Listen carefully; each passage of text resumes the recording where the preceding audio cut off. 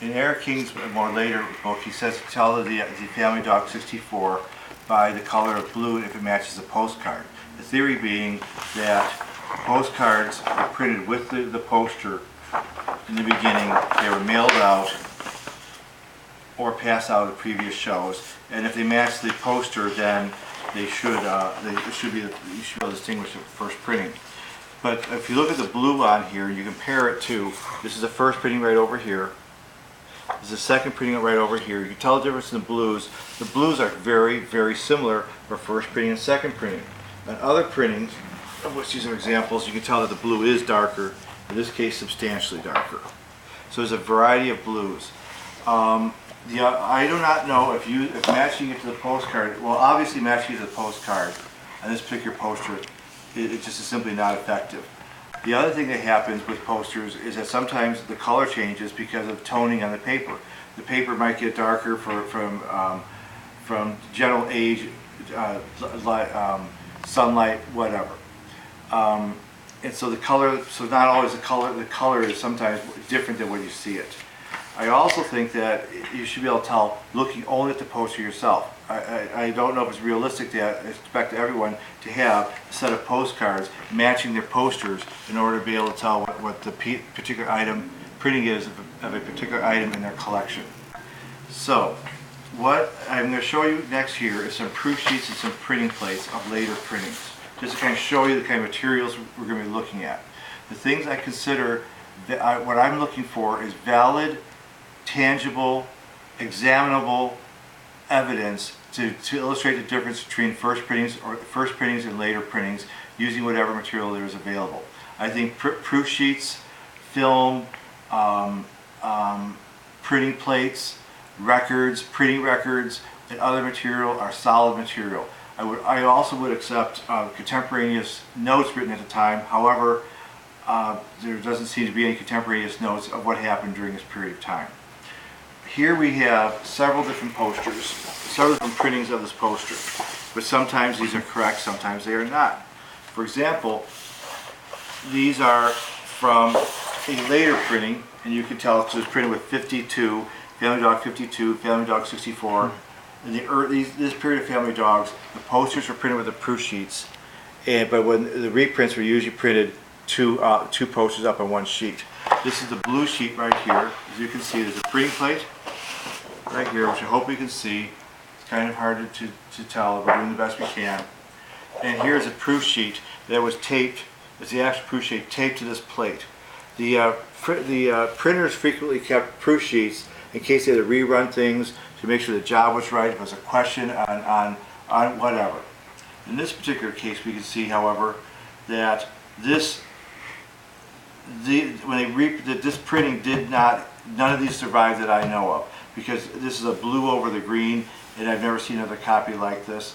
This matches, I went through and matched this up to the second printing. This is a second printing, which means that in this particular situation, they print up two posters at one time, probably just discarded these. That's the best I can tell. And so we have the different proof sheets for this printing right here. Here's like the green, etc. Another proof sheet we have is from the more traditional way they did it when they reprinted posters was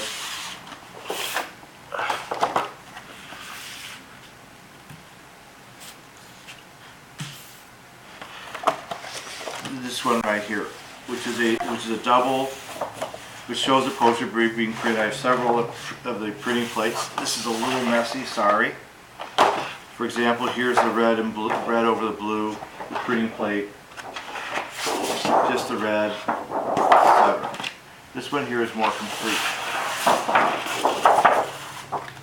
The first printing is going to be this proof sheet right here, because it has the poster, the postcards, this which I don't quite know what it was, I don't remember, and a card used for the Family Dog, and with the place stamp here on the reverse. The other proof, the reason why I think this is the first printing is because of this poster right here, which I took off the original envelope that held the original film. You can see the tape marks around the outside, and that's where this came from. I have bought out estates of printers, gone through dumpsters, done just about everything to get this kind of material, most of which is considered to have very little economic value. So, for determining the difference between the proof sheets, as I demonstrated earlier with showing the postcards, color is not not a necessary indicator of being able to contradistinguish between the different printings. The other thing is that so in order to distinguish the printings, you look for marks on the poster that were on the plate or in the film, so they are repetitive and they're on all the copies. There's usually flaws, almost always flaws on the posters, and these were printed on a weekly basis. They were not meant to be fine art at that particular period of time. So on these, I've examined what I did. I also went back, I'm sorry, a little out of sequence right here, and I looked at the original printing records, of which this is not a complete set. For example, this one here is from May 26, 1967, for Family Dog number 64, printed 5,000 posters. They paid around 3 or 4 cents a poster to print it. And this was for the first printing because the date corresponds with the poster number, etc. So, and there is one other listing for a secondary printing, but these records, as I say, are not complete. I went through this morning and I found at least 5 or 10 records that are mentioned elsewhere but not detailed as a single sheet. Back to the posters. Okay, so what I've looked for are flaws on the poster that are repeatable.